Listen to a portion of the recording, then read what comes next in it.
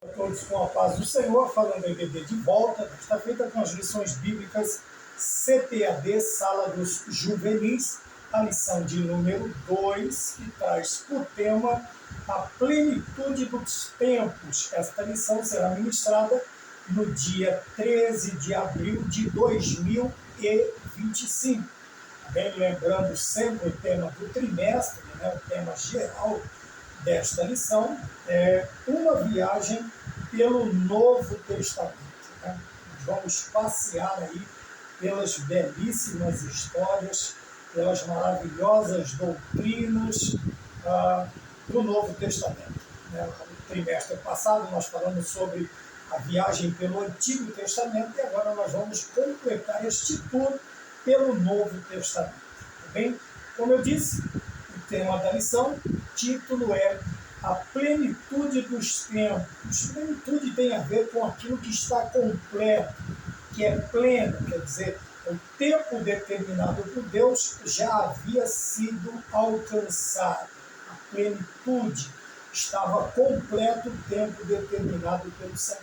Então, aqueles acontecimentos para este tempo agora estão se realizando.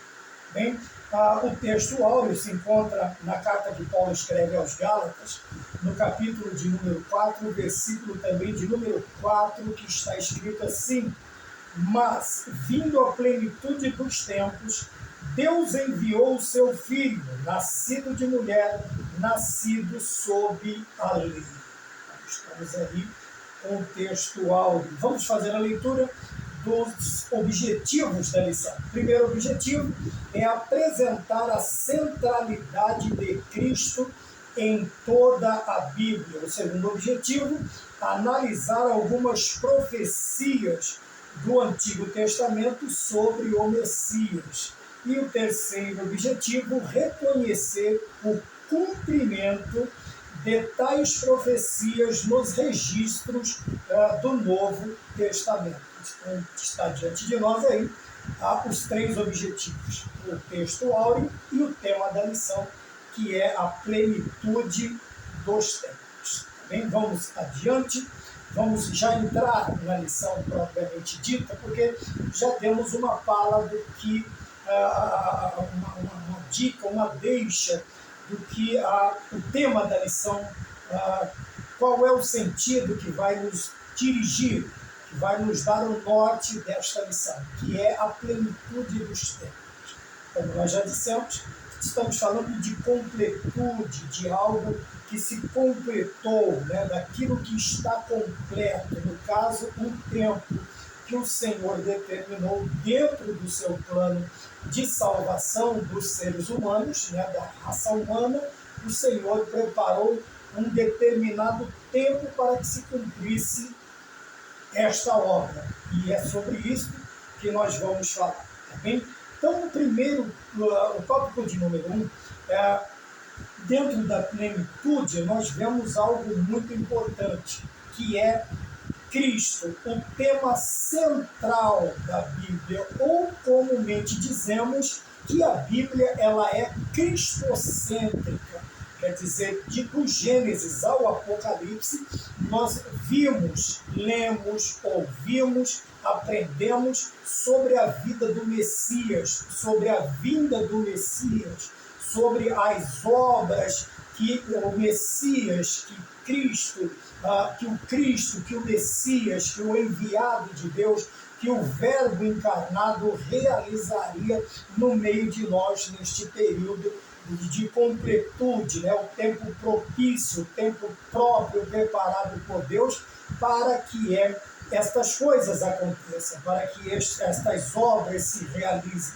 É por isso também que nós temos o costume de dizer que Deus nem se atrasa e nem se adianta. O Senhor sempre faz tudo dentro de um tempo pré-determinado por Ele mesmo, planejado por Ele mesmo.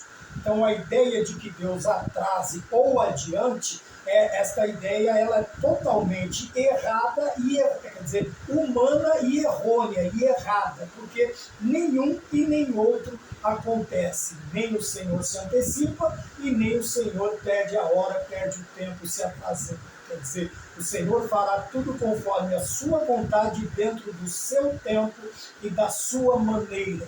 Isto também vai nos lembrar da soberania de Deus, quer dizer, aquele poder, todo o poder que está em suas mãos para dirigir, para conduzir, para operar no tempo, seja humanamente visto como propício ou não. O Senhor, ele vai, como nós veremos no decorrer da lição, o Senhor, ele vai operando, ele vai realizando, ele vai conduzindo a história humana, a história terrena, para que os seus planos eles sejam dispostos da melhor maneira possível e aquilo que ele projetou, né, tenha um bom termo, ele se realize da maneira como ele projetou, como ele pensou, como ele anunciou também na sua palavra no Antigo Testamento, ou pelos profetas, ou pelos juízes, ou pelos salmistas.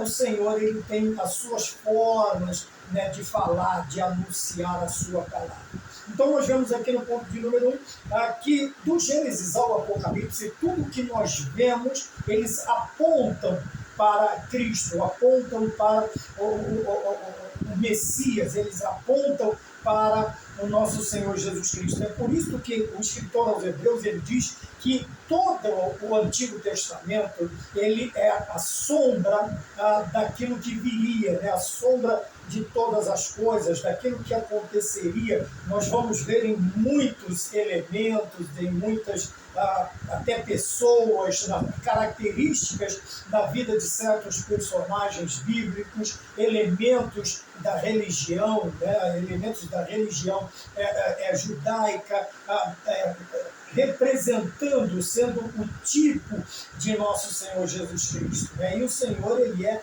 o antítipo, ou o antitipo, quer dizer, ele é a sombra, ele é o objeto que projeta a sombra. Então, tudo aquilo que nós víamos no Antigo Testamento, ou 90% ou mais daquilo que nós temos dentro dos ensinos do Antigo Testamento, eles vão apontar para a pessoa bendita de nosso Senhor Jesus Cristo e sua obra na face da terra.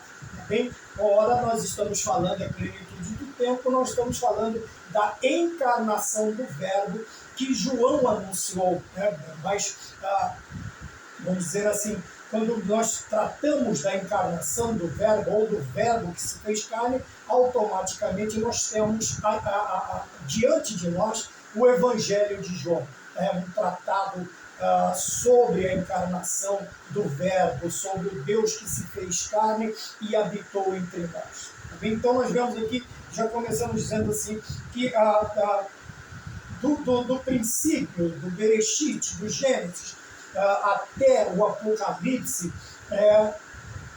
tudo aponta, tudo mostra, tudo leva para a pessoa bendita de nosso Senhor Jesus Cristo e sua obra na face da terra. Primeiro ponto relevante, importante, vital para nós acreditarmos nisso. O próprio Senhor Jesus disse que as Escrituras inteiras testificavam a seu respeito. Né? Quando nós vemos também no Evangelho de João, capítulo 5, nós vamos ver muitas vezes o Senhor dizendo, olha, examinem as Escrituras, porque vós cuidai nela a vida eterna, e são elas que de mim testificam. Então as Escrituras, né, ele vem trazendo todo o Antigo Testamento, e agora o Novo Testamento está sendo vivido. Vai ser escrito o Novo Testamento, mas ele diz, examinais as Escrituras. Ele não está falando de uma parte só da Escritura, ou de um determinado livro das Sagradas Escrituras, ou de uma determinada coleção de livros, né? Como nós temos aí os livros sapienciais, nós temos os livros proféticos divididos entre profetas maiores, profetas menores, nós temos os juízes, não, ele não está falando de uma seção das sagradas, ele está falando de toda a Escritura. Ele diz, examinais as Escrituras, toda ela, porque são elas que de mim testificam. Então vejam bem, o que nos garante a veracidade, né? A inerrância, a infalibilidade desta doutrina, deste ensinamento, é que o próprio Cristo, de primeira mão, nós vemos que o próprio Senhor Jesus, ele dá este aval, ele dá esse testemunho dizendo que as escrituras inteiras, completas, elas testificam. Nós hoje temos, obviamente, os 27 livros, os 39 livros, compondo em 66 livros das escrituras. Mas aqui, no momento, né, eles tinham tão somente as escrituras do Antigo Testamento, quer dizer, o Novo Testamento ainda ia. Nós temos o privilégio de termos toda a Escritura já diante de nós, lembrando sempre que Paulo vai nos ensinar que elas são divinamente inspiradas por Deus. Tá bem? Então, porque eu posso acreditar no tema central da Bíblia como sendo Cristo, ou a Bíblia sendo cristocêntrica. Tudo converge, tudo diverge para Cristo, vem para Cristo e sai parte de Cristo. Né? Tudo gira em torno, ele é um ponto central. Nós temos a ideia de centralidade quando nós olhamos para as rodas de um trem. Veja, as rodas de um veículo, de um automóvel, de um caminhão, de um carro, qualquer que seja, um automóvel, uma moto, você vai ver que ele gira, você vê que o pino central do eixo traseiro, dianteiro, ele está no centro daquela roda, no centro. A roda está aqui e o eixo está no meio. Por quê? Porque a tração ela é feita toda pelo motor, né? Ou a tração dianteira, ou a tração traseira. Quando nós olhamos para um trem, você vai ver que toda a composição, né? Chamar de trem é bastante simplório, toda a composição, né? Seja ela de 6 vagões, seja ela de 9 vagões ou mais, ela só é tracionada, ela só é puxada pela máquina, tá bem? Pela máquina. Outra hora chamada de, sei lá, era movida a lenha, a vapor, né? Agora a eletricidade. Mas quando nós olhamos para a questão dos eixos, você vai ver que eles são excêntricos. Por que excêntricos? Eles não estão no centro, porque senão ele não conseguiria movimentar todos aqueles vagões, toda a composição. E quando o primeiro, aquele solavanco da máquina que está diante da composição, ela vai forçar que os demais a sigam, né? Ela vai puxar os demais. Então, para isso é necessário que o ponto não seja central, porque senão não haverá tração. Por que ele é excêntrico? Porque neste solavanco, nesta tração da máquina, as rodas, os eixos girarão assim. Mas não a roda, os eixos. A roda ela vai rodar normal. Porém, a força que vai ser empregada, a força motor que vai ser empregada nestes eixos, ele tem que ser excêntrico. Por quê? Para que haja esta movimentação dos pinos excêntricos. Tá bem? Então, quando nós falamos de centralidade, nós estamos falando de algo que está no centro. Tudo acontece e funciona perfeitamente, vamos dizer assim, nos veículos automotores que trafegam pelas vias asfálticas, pelos pavimentos asfálticos, ou pela terra, ou qualquer que seja, ele tem que ser central, porque senão a tração que o motor exerce, a força que o motor vai exercer, não vai funcionar, não vai corresponder a contento àquilo que precisa para movimentar. Então, para que a vida do cristão ela se movimente, para que a vida do cristão, para que a vida cristã, para que a religião cristã ela se movimente, é necessário que ela tenha um movimento perfeito, coeso, né? Tanto nos seus, seja, vamos falar de vários eixos, ou como um corpo, vários membros. Para que isto tenha um funcionamento correto, é necessário que Cristo seja o ponto central. Quer dizer, tanto a Escritura quanto a vida do cristão, ela tem que ser cristocêntrica, quer dizer, Jesus Cristo tem que ser o centro. A lição está nos mostrando Jesus Cristo como centro das Escrituras, e eu estou falando como Cristo sendo o ponto central também das nossas vidas. Tudo tem que convergir, tudo tem que partir, divergir da pessoa de nosso Senhor e Salvador Jesus Cristo. Né? E quando nós vamos ver também mais adiante, a lição nos fornece outro exemplo para esta credibilidade, quando menciona Filipe evangelizando o eunuco da rainha de Candace. Né? Ele vai alcançar a carruagem, o transporte, e ele vai dizer para perguntar se ele está entendendo do que ele está lendo. Ele diz: eu não consigo entender porque não tem quem explique. Então ele dá uma vaguinha ali, um espaço para que Filipe, né, ele suba a sua carruagem, né, o seu transporte, e ele passa a expor. Ele vê também que ele está lendo sobre Isaías 53, capítulo 53 do livro do profeta Isaías. E ali é um ponto central, né? Tanto é que nós falamos que o livro de Isaías é uma mini-bíblia. Ele tem 66 capítulos, né? Enquanto a Bíblia tem 66 livros. Ele é dividido em antes do Messias e depois suas profecias do Messias. Então nós temos, alguns de nós temos o costume de dizer que é uma mini-bíblia, uma pequena Bíblia, porque ela tem as características da Bíblia, antes de Cristo, depois de Cristo, né, que seria a divisão Antigo e Novo Testamento, e são 66 capítulos, a Bíblia tem 66 livros, e o livro de Isaías, ele vem desde o seu princípio anunciando o nascimento desta criança, que nós vamos ver no decorrer da lição. E Filipe, ele vai anunciando, a partir daí, ele vai anunciando que a pessoa bendita de nosso Senhor Jesus Cristo, e ele vai abrindo os olhos do seu interlocutor, ele vai anunciando a salvação, ele vai anunciando a pessoa bendita de nosso Senhor Jesus Cristo e, consequentemente, o seu sacrifício, a sua obra, a sua morte expiatória, que está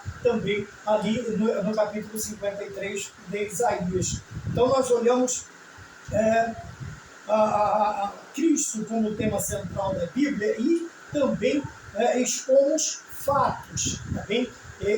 Obviamente, quando expomos fatos, não há argumentos, não há como contradizer, não há como se levantar, porque pode até se perguntar, mas a duração deste debate será curta. Por quê? Porque os fatos vão comprovar que a Bíblia realmente, que o tema central da Bíblia é o Senhor Jesus Cristo. Desde o Gênesis, né, no façamos o homem a nossa imagem e semelhança, a palavra de Deus gerando, criando, né, o verbo criando toda a existência, depois fazendo com as suas próprias mãos o homem, e até quando chegamos em Isaías, ou no livro do Apocalipse, nós vamos vê-lo também concluindo toda esta obra, realizando também, e as profecias, as últimas, vamos dizer assim, profecias se cumprindo acerca não na vida do Messias, mas acerca do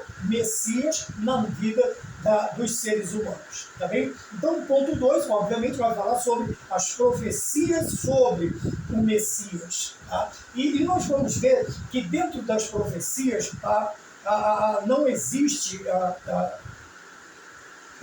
a inerrância acerca de fatos históricos, culturais, geográficos. Nós vamos ver que as profecias, assim, elas são precisas. Tá? Enquanto o mundo tenta forçar os seus ditos profetas, né? Dentre eles há muitos conhecidos, né? Tem aí Nostradamus, quer dizer, eles tentam forçar, mas quando eles trazem os seus ditos, as suas pretensas profecias, você vai ver que há erros de grafia, há erros geográficos, existem erros de tempo, mas quando nós olhamos para as Escrituras, nós vamos, porque falamos de profecias bíblicas, obviamente, falamos das Escrituras, e temos temos que nos lembrar da infalibilidade das Sagradas Escrituras. Isso é ponto vital para o cristianismo. Tá bem? Eu coloquei até algumas coisas aí para um futuro, para uma futura apresentação sobre os 5 fundamentos da fé, né, contra a teologia liberal. E uma delas é esta: a infalibilidade das Escrituras. Isso é ponto crucial. O cristão, ele não pode ter dúvidas acerca da infalibilidade bíblica das Sagradas Escrituras. Ela não falha, apesar de que os homens tentam expor algumas aparentes contradições, mas quando a explicação, a exegese, a hermenêutica, e vai para uma homilética bem feita, uma homilia, uma pregação, um ensino, um estudo bem qualificado, bem planejado, essas teorias vão caindo por terra, porque nós acreditamos na infalibilidade. Então, veja, várias profecias com precisão de detalhes. Veja, eu disse detalhes. Você vai ver coisas que você vai se assustar, você vai se abismar, você vai se surpreender e até você vai se alegrar, porque nos mínimos detalhes, as profecias, elas são precisas nos menores pontos daquilo que é dito. Tá? Quanto mais nos pontos mais importantes, mais relevantes da mensagem transmitida através destas profecias. Tá bem? Então, veja, precisão e especificidades. Quer dizer que sobre a sua... Aqui nós vamos falar sobre os acontecimentos na vida do Messias, através das profecias. Vai falar do seu nascimento, vai falar da perseguição, vai falar da sua fuga para o Egito, do seu retorno do Egito, vai falar da sua vida, vai falar da sua morte, vai falar também da sua ressurreição. Então, veja, especificidades, quer dizer, as especificações que compuseram os elementos que formaram, que apresentaram, que solidificaram estas profecias como sendo infalíveis e precisas. Tá bem? E começa dizendo, nesta introdução, no ponto número 2, desta maneira. Começa falando, veja, sobre concepção sobrenatural. Quer dizer, a concepção virginal, sobrenatural, porque é virginal e não há o contato, a própria... nós vamos ver que quem corrobora com esta ideia, quem dá o parecer de que esta profecia ela é genuína, ela é verdadeira, é a própria mãe. Quer dizer, a Maria vai dizer sobre isto, sobre esta concepção sobrenatural. Porque quando o anjo anuncia a ela o nascimento de Jesus Cristo, do Senhor Jesus Cristo, ela vai dizer: como pode ser isto, tendo em vista, sabendo que eu não tive contato com o varão? Quer dizer, eu não tive contato com o homem, eu não tive uma conjunção carnal, eu não tive um relacionamento, uma relação sexual com ninguém. Bem, veja, então nós vemos aqui a primeira especificidade é a concepção sobrenatural do Senhor Jesus Cristo. Outra coisa, a mulher da qual ele nasceria, bem, já estava dentro dos planos, já havia sido profetizado. O que mais? O lugar de onde seria o seu nascimento. Quer dizer, veja, eu falei sobre a precisão geográfica, tá bem? Então, o lugar onde ele nasceu, sua encarnação, quer dizer, vai falar sobre, e também faz parte dos 5 fundamentos, tá ali, a infalibilidade da Bíblia, a divindade de Jesus Cristo, o nascimento virginal de Jesus, sua morte expiatória, sua ressurreição corpórea, e dividir a parte 5 em 2, sua breve volta. Então, nós estamos falando dessas especificações, desses pontos que trazem luz, tá? E também a certeza, nos dá a certeza de que podemos acreditar nesta doutrina, nestes ensinamentos, Por quê? Porque ela está sendo corroborada, tanto por pessoas, quanto pela geografia, tanto também pelos acontecimentos, pelo tempo, a questão da plenitude. Então nós vamos vendo a sua encarnação, sua ida para o Egito com os pais, por causa da perseguição. Tudo isso é profetizado no Antigo Testamento.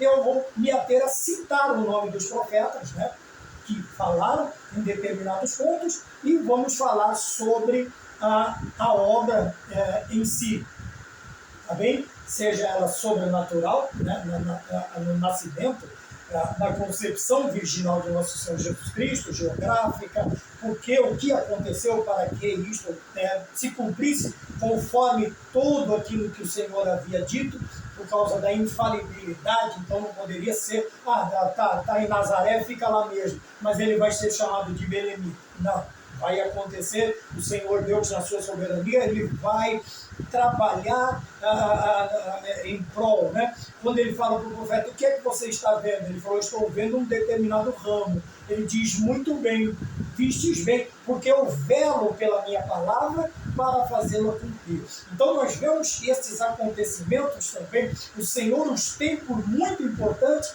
Por quê? Porque a sua palavra não cai por terra. Amém? O Senhor Deus não remedia, ele não ajusta as coisas, não. Ele faz cumprir conforme tudo aquilo que ele havia dito. Veja, por isso que o escritor ele usa a palavra precisão e especificidade. Amém? Isto são palavras que nos trazem a memória de algo que foi pensado, planejado, trabalhado para que acontecesse nos seus mínimos detalhes, tá? Cumprindo até suas vírgulas, seus pontos e vírgulas, seus dois pontos, suas reticências e assim sucessivamente. Tá bem? Então o Senhor ele vela pela sua palavra. O Senhor Deus ele vai fazer de tudo para que a sua palavra não caia por terra, porque disso também está na inerrância das Escrituras e também na inerrância de Deus. Tá? E está dentro dos seus três principais atributos: a onisciência, a onipotência e a onipresença. Então, na onisciência, o Senhor não é pego de surpresa por qualquer evento terreno de ordem social, geográfica, espiritual. O Senhor nosso Deus ele não é pego de surpresa. Ele não precisa consertar aquilo que de antemão ele já havia predito ou havia anunciado. O Senhor não é pego de surpresa. Então nós vemos aqui, veja, ponto 2.1, a Virgem. Como foi profetizado por quem? Isaías, no capítulo de número 7, versículo 14. Como deveria ser uma virgem que conceberia Jesus, assim como foi profetizado por Isaías, tá? No capítulo 7, versículo 14, que a virgem daria a luz a um filho. E o seu nome, e ele fala até, nós vamos mais adiante, para não passar muito aí o carro na frente dos bois. E como eu disse, veja que o testemunho da veracidade desta profecia, ela é chancelada pela própria Virgem, pela própria Maria, né? Ela disse, como pode ser isto? Está em Lucas capítulo 1, versículo de número 34. Como pode ser isto, visto que não conheço varão? Quer dizer, eu não tive, apesar de estar já desposada, né, com José, mas não estava ali, porque a ideia do casamento, já da responsabilidade, como eu poderia dizer, do respeito, da ideia de casamento, já começava lá quando a jovem era apresentado ou apresentada ao seu cônjuge. Então o namoro, desde aquele dia, ainda que houvesse o namoro, já tinha-se a ideia do casamento, como se eles já estivessem casados. Tá bem? Depois viria a festa e tal, mas eles não estão dormindo juntos, eles não vão morar. Não sei como nós vemos lá, quando Isaac traz, quando ela chega e conhece, ele já a leva para a tenda de sua mãe, E ali ele consuma o casamento, né, tendo a conjunção carnal. Então, a visão de casamento, a visão da responsabilidade, já vinha desde da apresentação, do conhecimento, do primeiro contato. Tá? E quando, como nós vemos, não se levava longo tempo, como nós vemos hoje aí, né? Namoros de 10, 15 anos, para depois casar, para depois uma infinidade. Bom, vamos lá adiante. Veja que Maria, ela fala, ela mesma diz que ela assevera a sua condição de virgem. Ela assevera a sua virgindade, dizendo que ela não tem conhecimento. Então, veja, Isaías profetiza acerca do nascimento de Jesus Cristo e ainda dá o detalhe, a sua mãe seria virgem. Esta concepção seria sobrenatural, por quê? Porque era necessário para que o pecado, a linha de pecado, o pecado que vem dos primeiros pais, não houvesse a questão da perfeição, da impecabilidade de Cristo, ela vai continuar. Porque como Deus, ele não peca. E agora ele vai se fazer carne e habitar entre nós. E para ser um sacrifício expiatório, vicário, substitutivo, o Senhor também, como Deus, ele não pode ter pecados. Então, quando não existiu, veja, essa concepção através do Espírito Santo, o Senhor Deus, a Maria concebendo do poder do Espírito Santo, não há contaminação da semente do pecado do homem. Então, não tem esta relação. Precisava, então, ser virgem para que o Senhor Jesus Cristo, para que a criança que dela nascesse, ele viria também, traria a ideia da perfeição, continuaria a ideia da perfeição, porque ele, como homem, ele vai ser o sacrifício, e o sacrifício deveria ser perfeito. E como Deus, ele é o sacrificador, ele vai perdoar. Ele é o expiador, ele é o remidor, ele é o resgatador, ele vai perdoar, então ele tem que ser perfeito, ele tem que ser Deus. Por isso nós falamos das duas naturezas do Senhor Jesus Cristo em uma pessoa. A pessoa do Senhor Jesus Cristo com duas naturezas coabitando perfeitamente, 100% homem, 100% Deus. Então, nós temos visto isso em várias lições que nós temos aí no canal e nos trimestres que nós estamos estudando. Então, ponto 2.1, a Virgem, Maria, na sua condição virginal, e o nascimento do Senhor Jesus Cristo também sobrenatural, porque ele é gerado e nasce de uma virgem sem contato humano, sem o contato. Ela diz, eu não tenho contato, eu não conheço o varão. Quer dizer, eu não tive relacionamento com o varão. A Bíblia, quando ela vai, nós vemos lá no começo, quando Caim, a Bíblia diz que Caim conhece a sua mulher. Quer dizer, não é que ele chegou lá e disse, prazer, Caim, e ela falou, prazer, fulana de tal. Não. Quer dizer, quando ele fala de conhecer a esposa, de estar com a esposa, está falando da conjunção carnal. Muitas vezes, você tem que analisar o contexto. E ela disse, eu não conheço o homem, quer dizer, não tenho relações com um homem, com José, no caso, o meu futuro esposo, o meu noivo. Eu não tive ainda o contato, como eu posso estar grávida? Mas o que tinha gerado é gerado pelo Espírito Santo, foi gerado pelo Espírito Santo de Deus, a sua concepção, tá bom? Então, o seu estado de virgindade foi confirmado por ela mesma, tá bem? A profecia sobre o Messias, ponto 2.2, agora a cidade, a localidade, a geografia. Veja que o Senhor Jesus Cristo, neste momento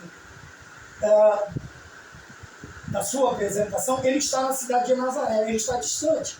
Mas olha como, veja o trabalhar de Deus. Nós já vimos em lições anteriores que César Augusto, ele põe um decreto, quando é decreto, é um mandamento, vai o selo do rei. Aquilo não pode ser desobedecido e nem pode ser revogado.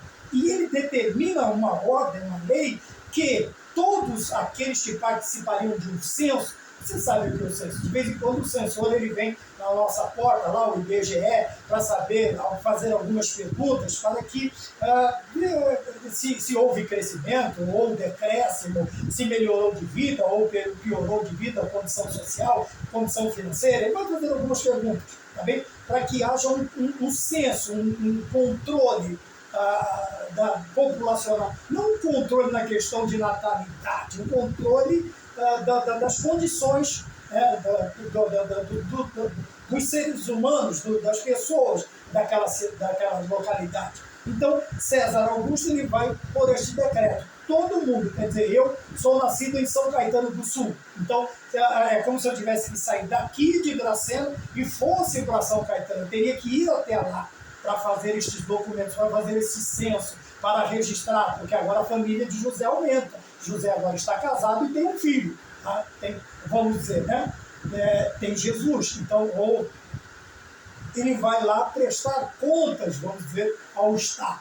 Então, era obrigatório, foi uma ordem, dada uma ordem que eles deveriam ir. Então, para ser chamado de belemita, veja, ele deveria nascer em Belém, mas ele estava em Nazaré, Maria José estava em Nazaré, e ela estava prestes a dar a luz. Veja que quando ela chega em Belém, tá? Até quando ela chega em Belém, ela já está dando a luz. Ela chega, o casal chega em Belém e já não há mais um espaço físico razoável para o casal pousar, né? Esses dias que ficam em Belém, e eles são forçados a irem para uma estalagem onde tem uma manjedoura, onde tem, né, tem toda a história que nós já conhecemos. E o Senhor Jesus Cristo nasce num lugar muito simples. Porém, veja que a profecia de Miqueias, ela tem que ser cumprida, porque não é profecia de Miqueias.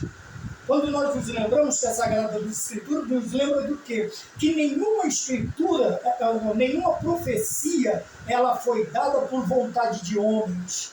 Tá? Então toda a profecia bíblica, ela é inspirada também por Deus, pelo Espírito Santo. Os homens falaram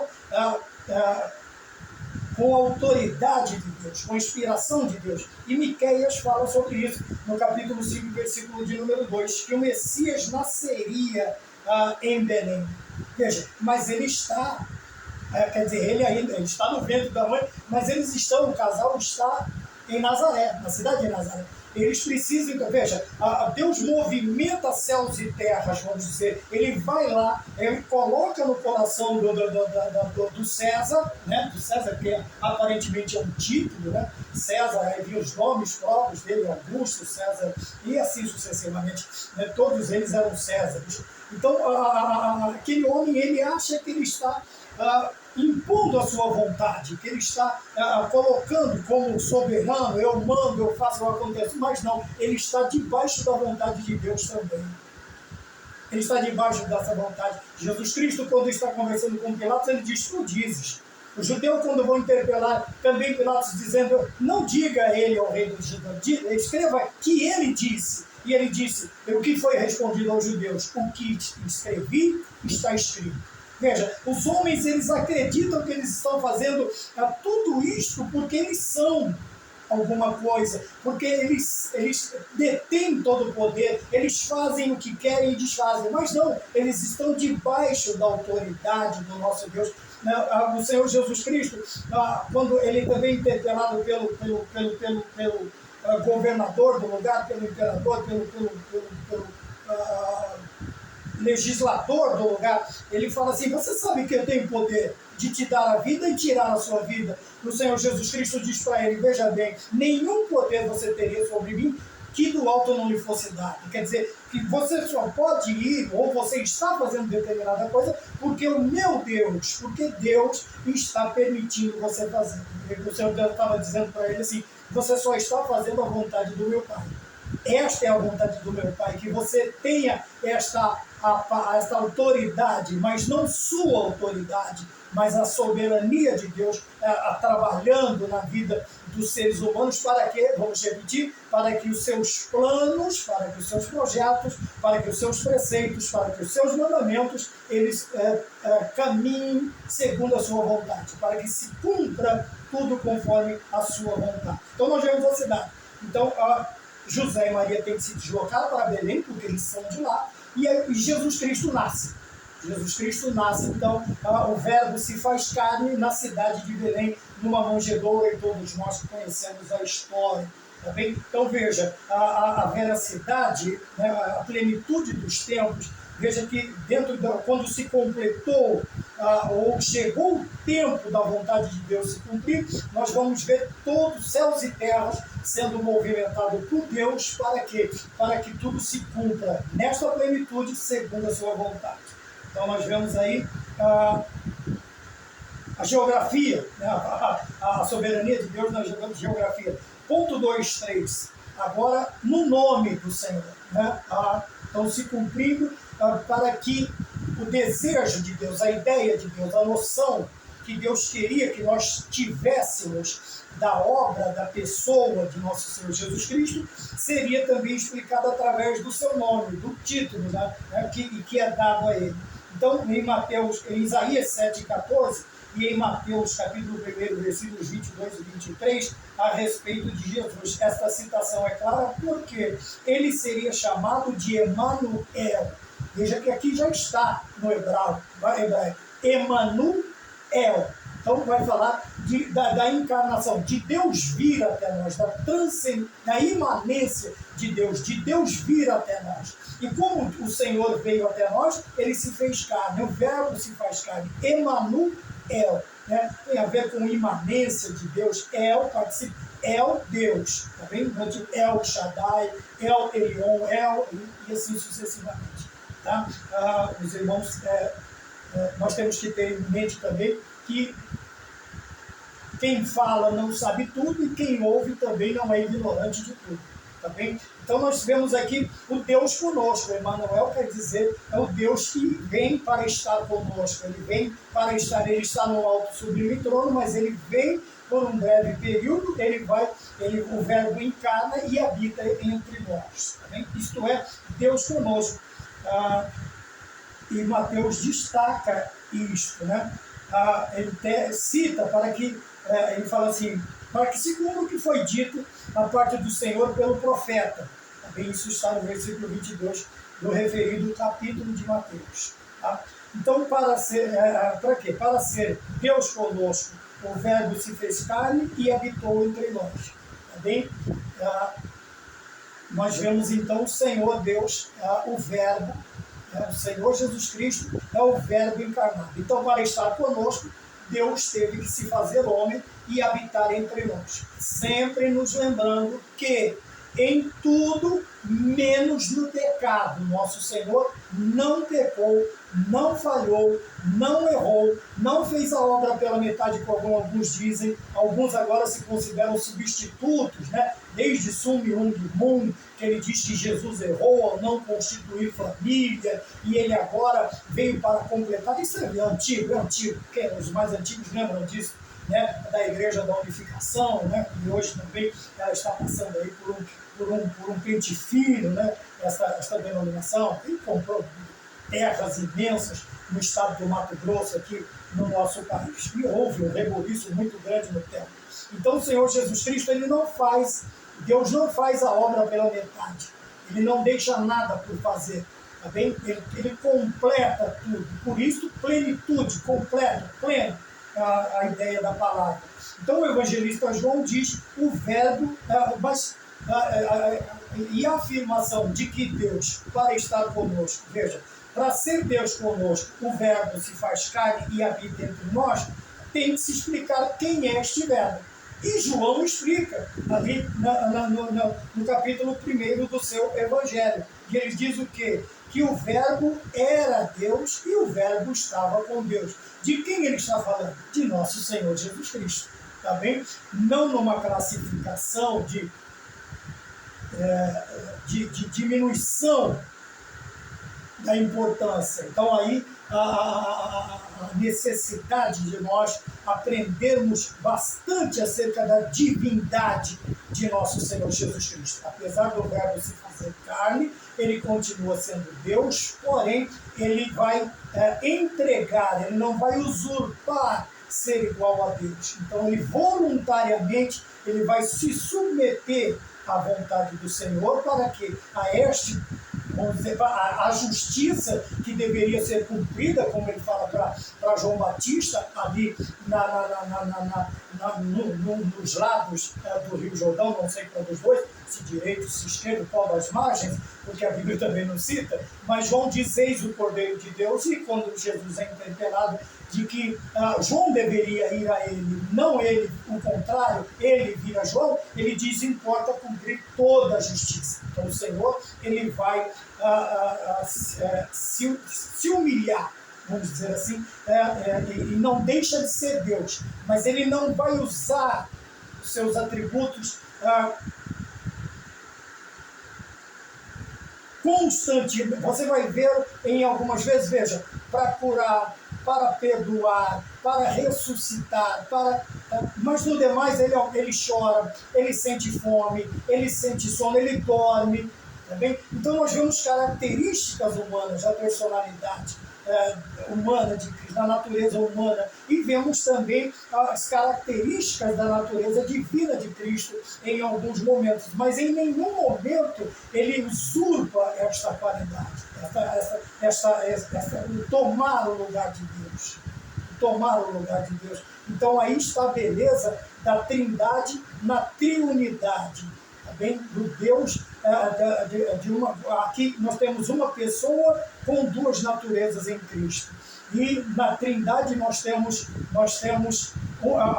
três pessoas com uma única natureza, com um único ser, com uma única essência. Aí está a beleza, apesar da aparente complexidade desta doutrina, mas conforme você vai se acostumando, você vai aprendendo, você vai se inteirando, você vai ver, você vai enxergar toda esta beleza, Vem até o ponto de Cristo dizer assim: se eu não for, o Espírito Santo não vem. Veja, o Senhor Deus, o Espírito Santo, a terceira pessoa da Trindade Santa, ele diz: eu tenho que ir, se eu não for, ele não vem, ele não vai estar com vocês. E ele diz: eu vos enviarei outro Consolador, quer dizer, mas não de natureza, de essência diferente, mas a mesma essência, a mesma natureza, tá bem? A terceira pessoa da Trindade Santa. Tá? Esta digressão é mais para questão de explicarmos, para dar a ideia. E se você às vezes fica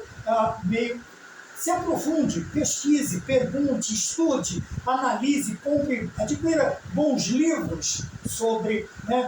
você pode ver, eu tenho aqui Teologia Sistemática de Wharton, Teologia Sistemática Pentecostal, que são vários escritores, até...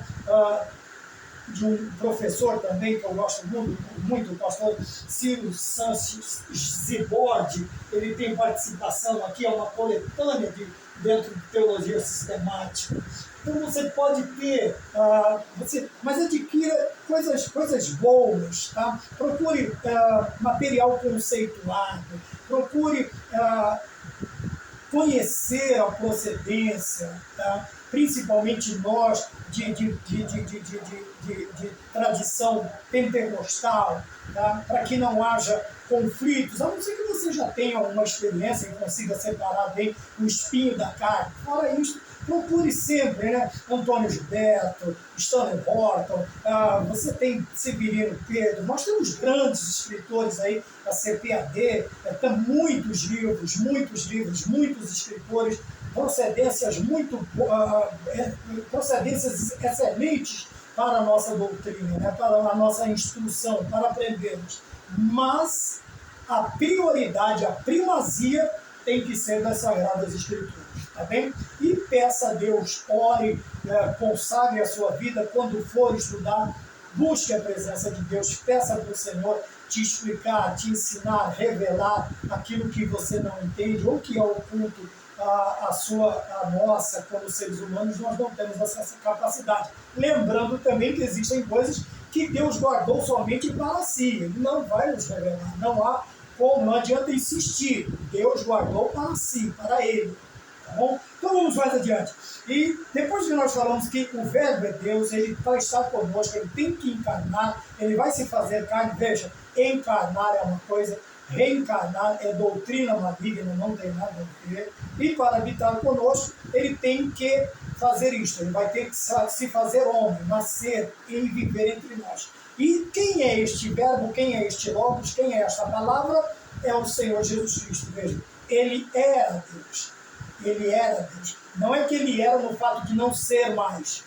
Tá? Ele só está lembrando que lá no princípio ele já era Deus. E agora na sua encarnação ele continua sendo Deus. E depois que ele entregar a sua vida, porque ele não é morto, né? A ideia dele ser morto pelos homens, mas como Deus ele não morre, ele entrega a sua vida, ele doa a sua vida para nós por amor, para logo depois reavê-la. 3 dias, vamos dizer assim, depois ele volta. E agora ele diz, Pai, me recebe naquela glória, na minha glória desde o princípio. Então ele volta para o seu lugar no céu, vamos dizer, ele volta para o seu trono, para a sua... agora ele está conosco, volta a estar conosco, eu não quero usar palavras que confundam. Ele, logicamente, enquanto ele estava aqui entre nós, a questão da onipresença como carne, mas ele vê como Deus, mas presencialmente ele, no corpo físico, ele não podia estar em 2 lugares, 3 ao mesmo tempo. Agora ele volta às suas características de Deus. Ele volta para esta posição sem deixar de ser Deus. Tá bem? Então falamos também, ponto 2.4, dentro da questão das profecias sobre o Messias, o ponto de número 4, a perseguição ao nascer. Tá? Então estas foram profetizadas por quem? Por Jeremias, Oséias, tá bem? Então Oséias e Jeremias, eu estou lendo aqui a pouco, ele vai falar sobre esta perseguição, tá bem? Mateus 23, 2, de 13 a 18, vai falar sobre a perseguição de Herodes, quando ele fica sabendo que os 3 reis magos, ou os 3 sábios, né, eles chegam, ele vai dizer, onde está o menino? Quero adorá-lo, queria realmente matar, porque agora ele vem com o título de rei. Nasceu, nós vimos a sua estrela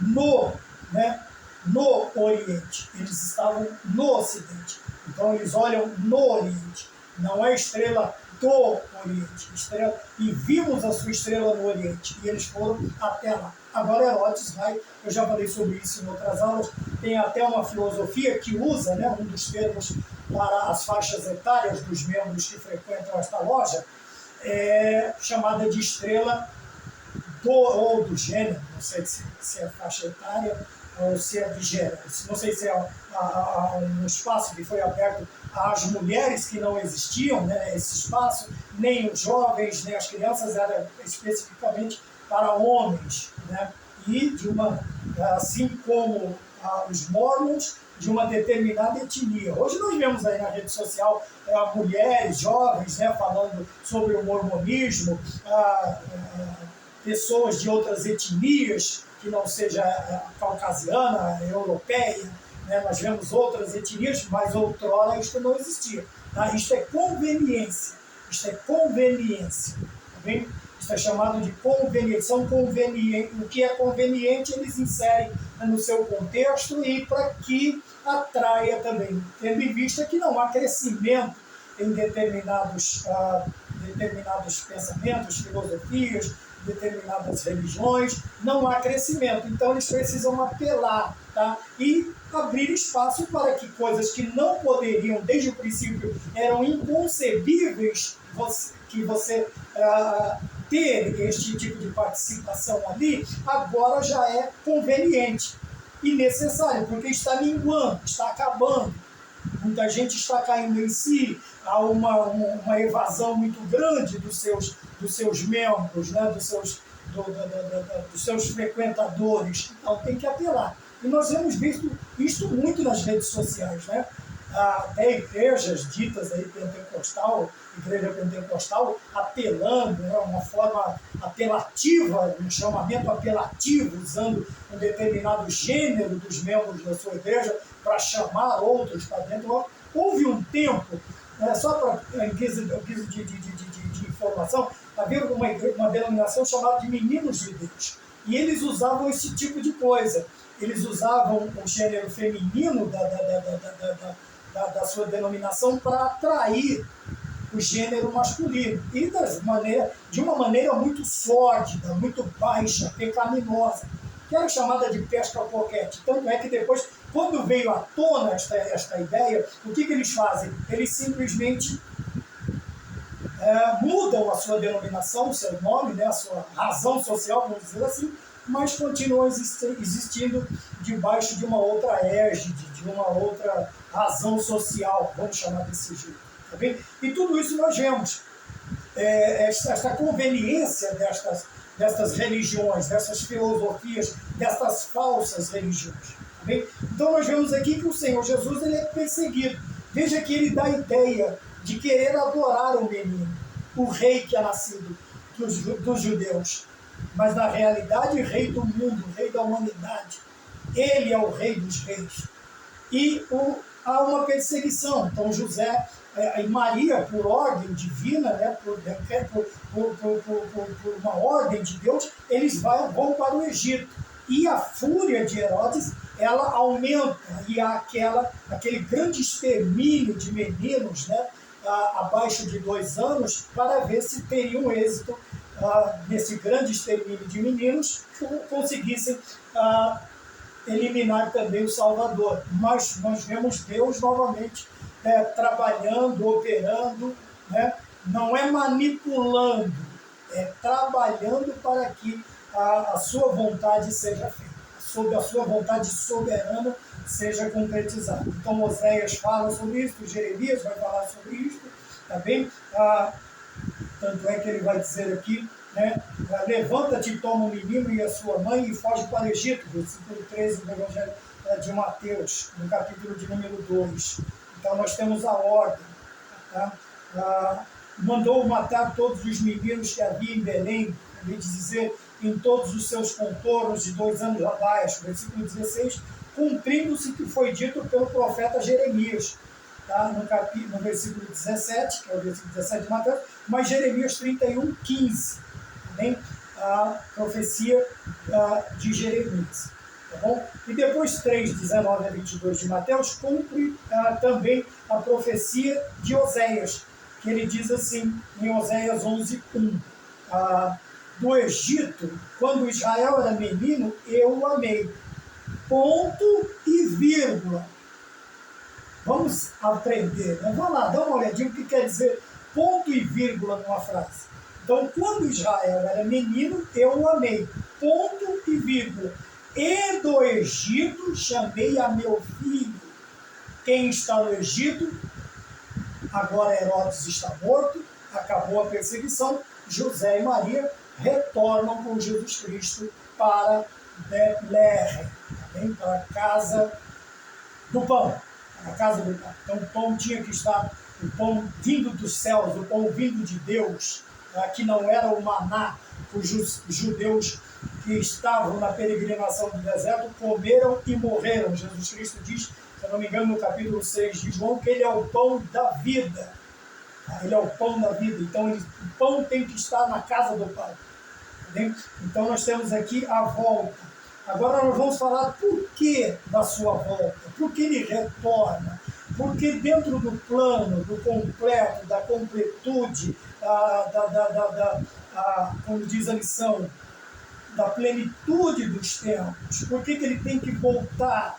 Veja, e o escritor já nos alerta, apesar da obra de Cristo multifacetada, Jesus Cristo trabalhou de várias formas, ele operou de várias formas no meio dos judeus, tá? Porque o seu ministério está ali, principalmente em João, o Evangelho de João trata do ministério do Senhor Jesus Cristo em Jerusalém.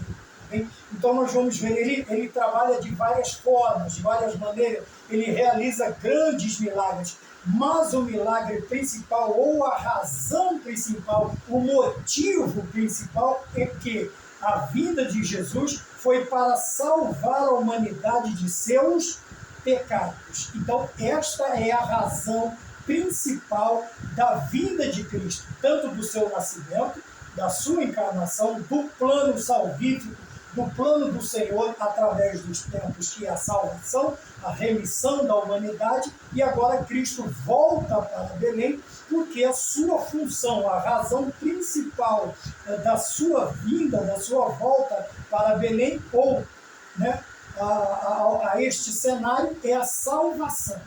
Tá? Jesus cura, Jesus batiza com o Espírito Santo, Jesus dá vista aos cegos, Jesus ressuscita mortos, Jesus transforma água em vinho, Jesus multiplica pães e peixes, Jesus opera de várias maneiras, cura leprosos porém, veja que a preocupação sempre é esta. Ele cura, vamos lá, na cura dos 10 leprosos.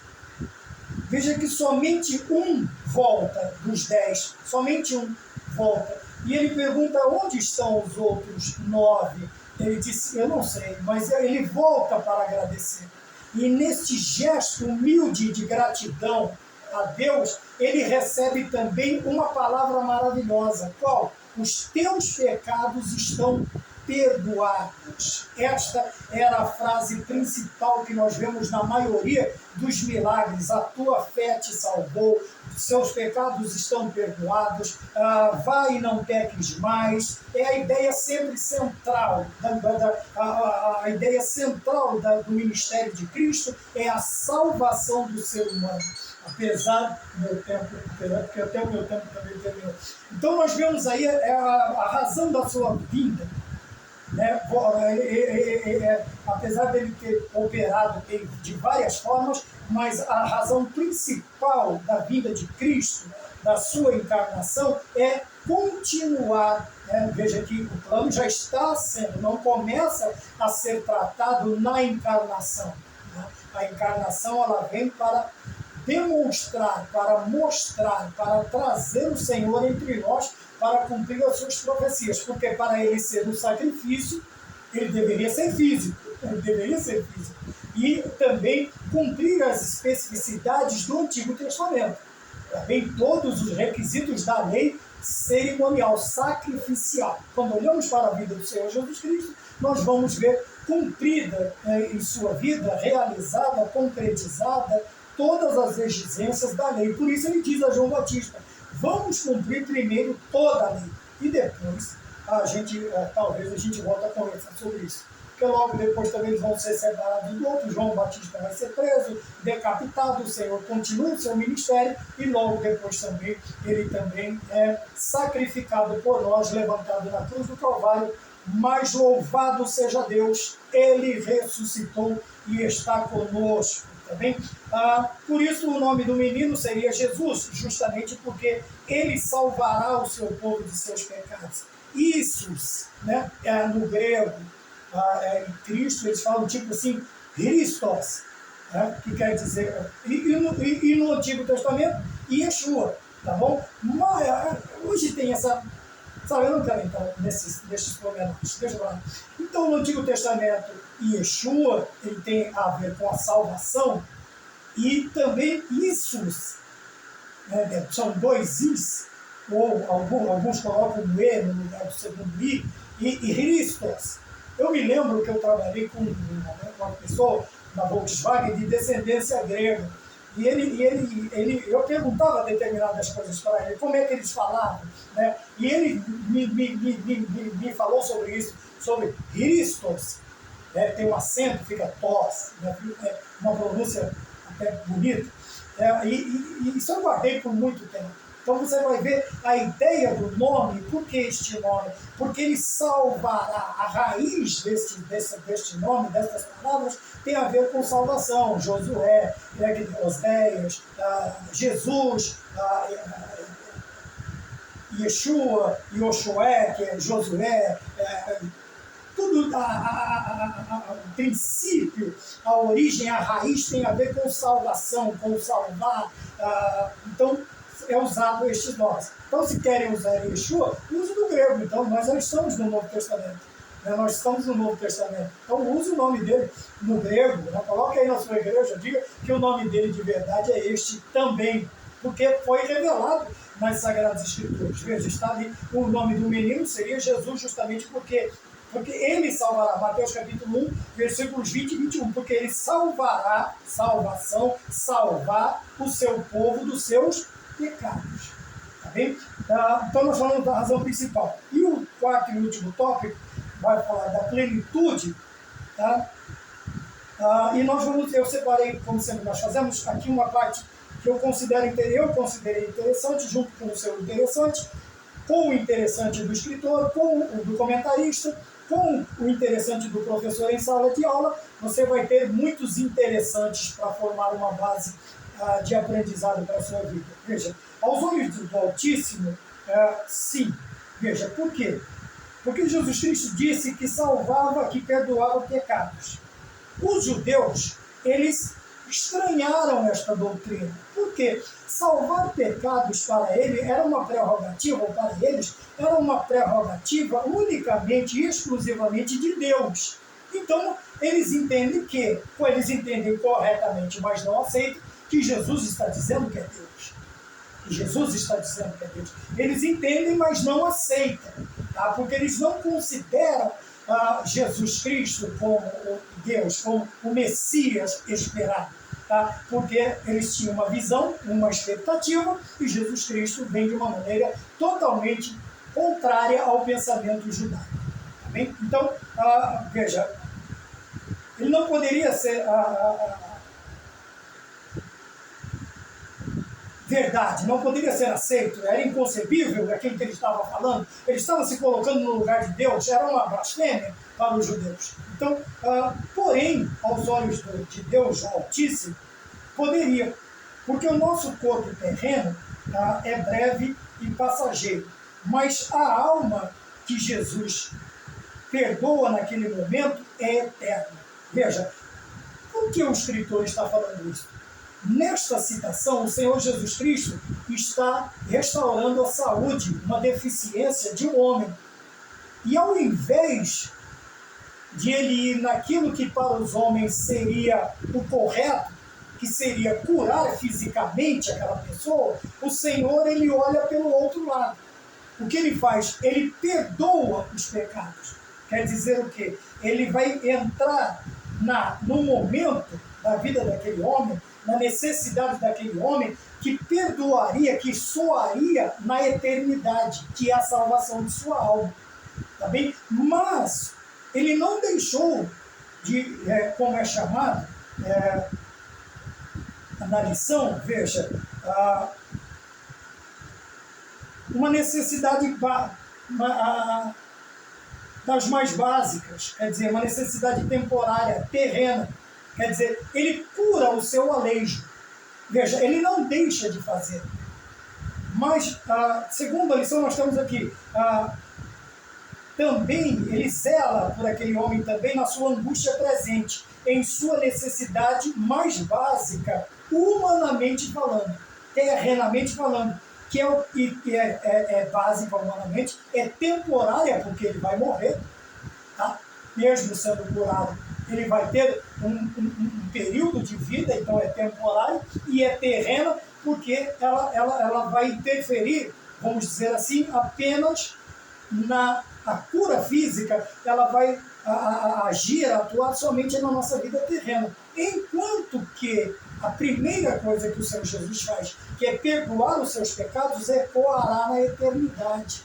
Ecoará na eternidade, porque a sua alma seria purificada de seus pecados, consequentemente seu nome escrito no livro da vida, e ele, dentro da manutenção da sua vida espiritual, está salvo na pessoa bendita de nosso Senhor Jesus Cristo. Como eu disse, inconcebível a ideia para os fariseus, e para os demais também, os judeus, não somente para uma área, mas para quase toda a ideia judaica esta. Ele está tomando o lugar de Deus, isto é uma blasfêmia, ele está se dizendo Deus, ele se diz filho de Deus.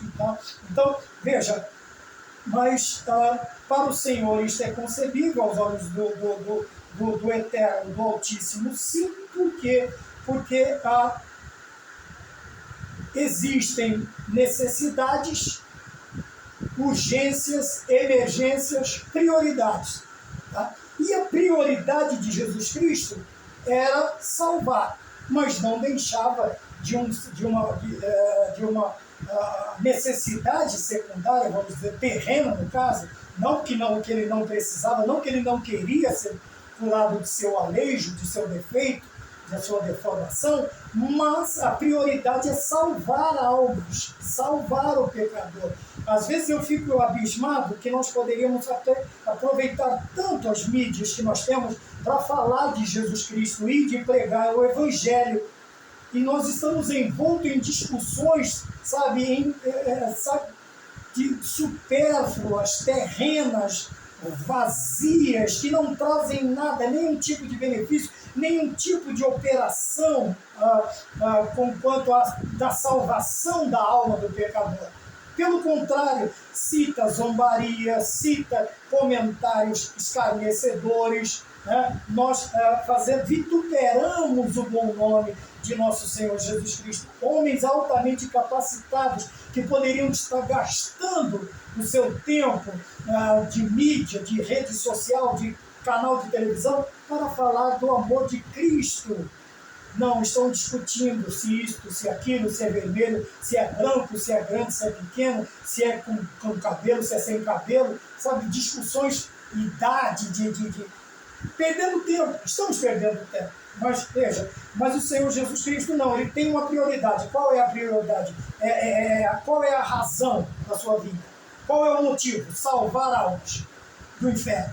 Pronto.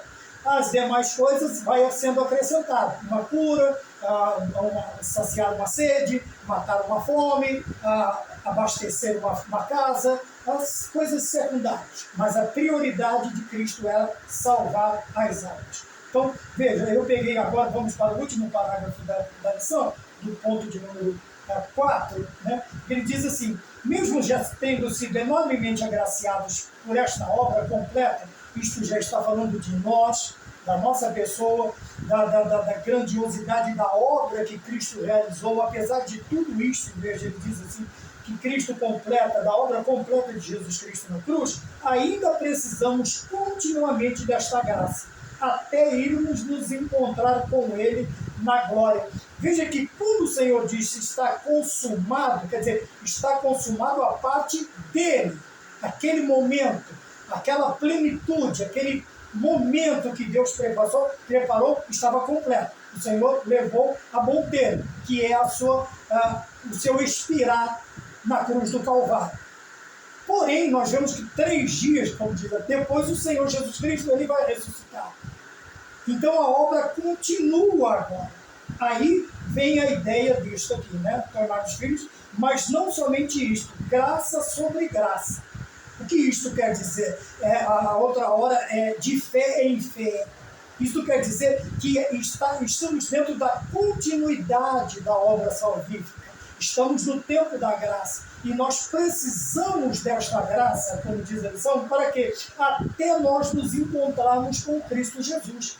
Nós precisamos desta graça, vivermos nesta graça, buscarmos esta graça, mergulharmos nesta graça, espalharmos esta graça entre as nações. É relevante, é vital até o dia de nós nos encontrarmos com Cristo na glória, seja pelo arrebatamento dos santos, seja pela ressurreição dos mortos que morreram na esperança da vinda, do retorno, da volta de nosso Senhor e Salvador Jesus Cristo. Amém? Então a ideia não é de que está consumado, acabou, não precisa acontecer mais nada. Não, nós continuamos dentro deste plano até a breve volta do Senhor Jesus Cristo.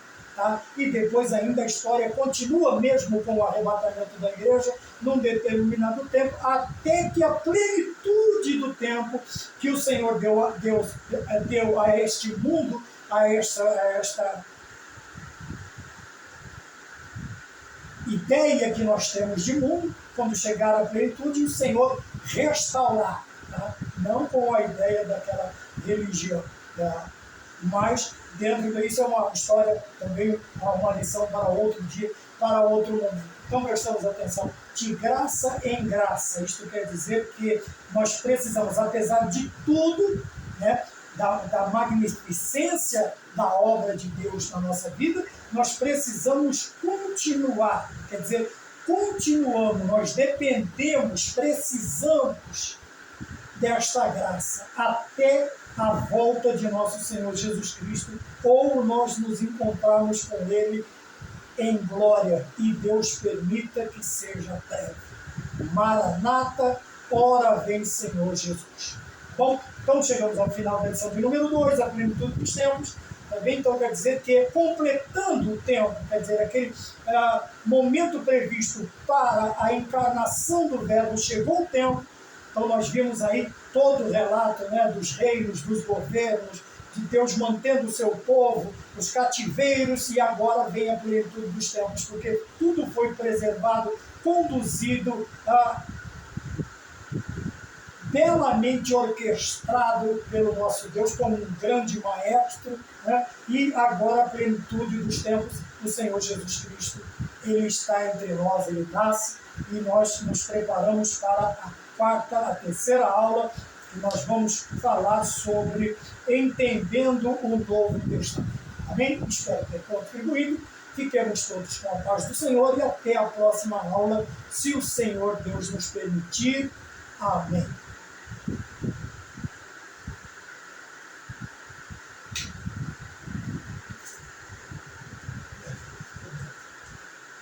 Foi isso.